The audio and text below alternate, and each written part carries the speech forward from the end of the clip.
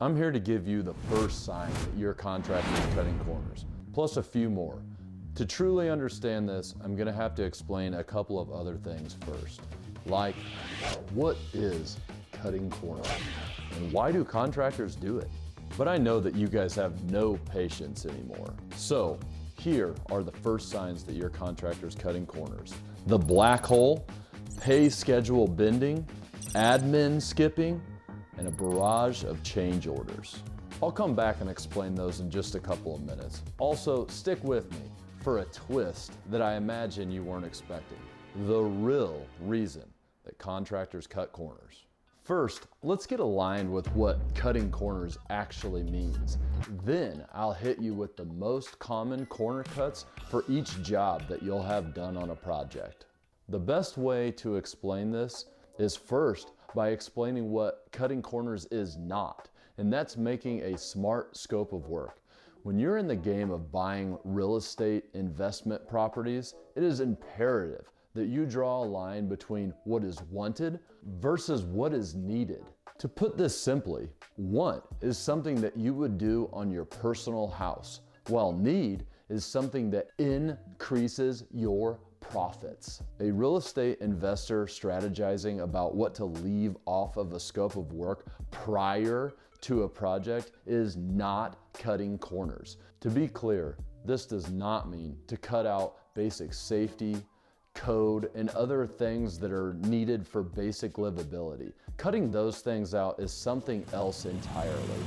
It means to consciously choose to pay for only the tasks that return money into your pocket by increasing the sale or the rent in a measurable way. Basically, this means that if you spend $1 on a task in your project, then at the end of the project, either by sale or rental, it needs to return $1.01 back into your pocket.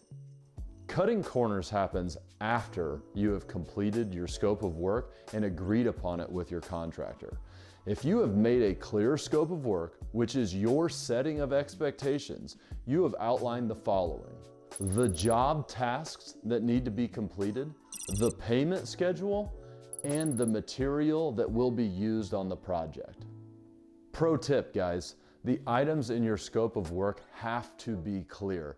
Ambiguity almost always leads to the same place, and that is you getting screwed. Not out of malice, it's because these guys aren't investors and they don't share your vision. Even if they are investors, all investors have a different vision and big picture plan. After understanding a smart scope of work, the definition of cutting corners is pretty simple.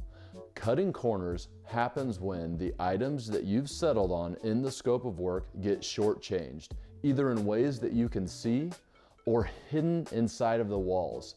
Heck, sometimes they're not even done at all. Now, the moment to whip out your gavel only comes after the contractor has asked for payment. It's key to remember that things can go sideways during the job. Maybe their crew botched something up and they have not had a chance to swoop in and fix it. But when they call you asking for that cash, what they're really saying is, all right, I did my part. This is what we agreed upon in the scope of work. Now that is your cue to come play the judge. If you try to hold accountability before they have asked for payment, you are simply an annoying little micromanager. More on that later though. Stick around. First, as promised, here are the most common corners cut for each major job on a project. Demo, unclean edges or stopping points.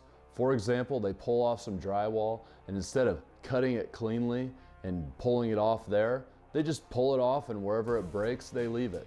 Now somebody's gonna have to come in down the line and finish their work. Framing, undersized headers, incorrect spacing between the studs, not enough fasteners or strapping. Insulation, not enough depth blown into the attic. Roofing, no drip edge, insufficient flashing, skipping the venting.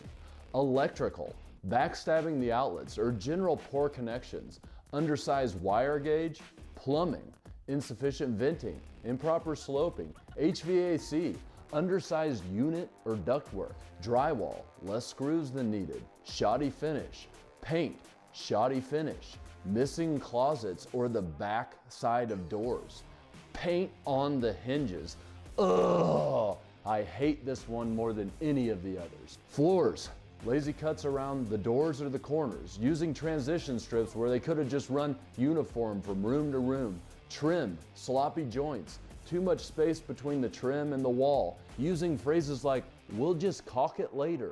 A little of this is necessary, but too much is really shoddy. Cabinets, unlevel to either the floor or actual level. Now, do remember that with great carpentry, sometimes you actually install unlevel because the house itself is unlevel. So if you put it in level, it would look really awkward. Countertops, insufficient securing to the cabinets. Unlevel, same as cabinets. Windows, missing flashing or seals, installed in a way that will make trimming out the siding extra hard. Siding, insufficient flashing, not enough fasteners or the wrong ones. Gutters, they don't slope correctly. Poorly placed downspouts that don't run far enough away from the house. Deck, setting post and beam incorrectly. The way that it's supposed to go is concrete pad, your footing, then a post, and then a beam.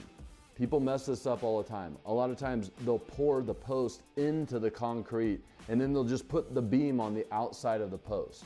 Totally wrong. It will fail inspection and it will fail structurally. Doors, don't latch, they rub. Tile, not enough adhesive or mortar behind them. A corner cut has many different faces, but they always come down to a contractor doing less than what you agreed upon with them, whether you can see it or not. Now it's time to understand why those corners get cut. There are certainly some dubious contractors out there that are doing this out of their own greed and short-sightedness, and you are just going to have to get better at spotting those. I mean, check out my article on the 10 dirty types of contractors for more on that. This is not why cutting corners usually happens though. Most of these guys are good guys and they're trying to make an honest living. It's just that they have some issues. Like, they really aren't business operators. They're low on cash. They didn't take the time to understand your vision fully. They can't manage their people well. There is a labor shortage. Material prices are always changing, and so on and so forth. They have given you a bid or an estimate, and they really want to succeed in hitting it. However, construction is hard, especially the types of houses that we as flippers buy. Surprises? Guaranteed. Then the contractor is faced with a decision, and sometimes good people make not so good choices when they're under pressure. Do they face the music with you, the customer, again? Do they eat the cost and not tell you, so maybe you'll hire them on the next project? Do they find a different way around whatever obstacle they just hit? I mean, what if we just went with the $1 a square foot laminated planks instead of the $3 a square foot LVP that we agreed upon? It all looks same from the top side. Nobody will ever really know. How about using that extra wire that we pulled off of the last job? I know it's not the right gauge of wire, but it's close enough. What's inside of the walls isn't gonna hurt anybody, right? Soon, I'll give you the main reason that contractors cut corners. But first, we're gonna go through those initial warning signs that I introduced earlier. I'll explain what each one of them mean, why the contractor does it, and how you should respond. The black hole. The contractor just stops showing up, stops answering your phone calls.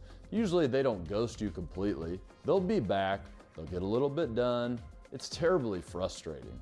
Why do they do it? One of two reasons, really. They either ran out of money or they know they're about to on some upcoming work on your project. Or they have overcommitted on their workload and they don't have the skills to hire and manage appropriately. Your response? Give them an ultimatum.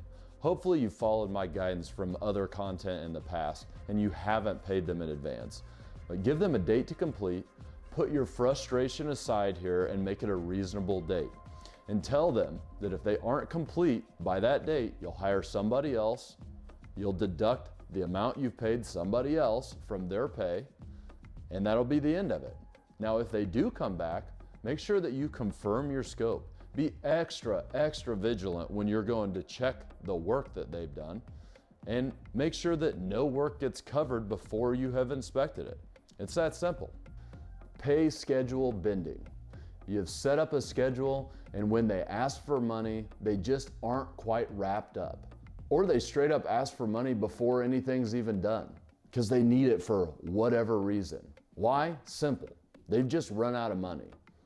What do you do about this? Well, when this one shows its ugly face, just say no. Their story is always great, and it will pull on your heartstrings. Why? They've been practicing it for years, and it's always worked on people like you. So don't let it get you. Admin skipping.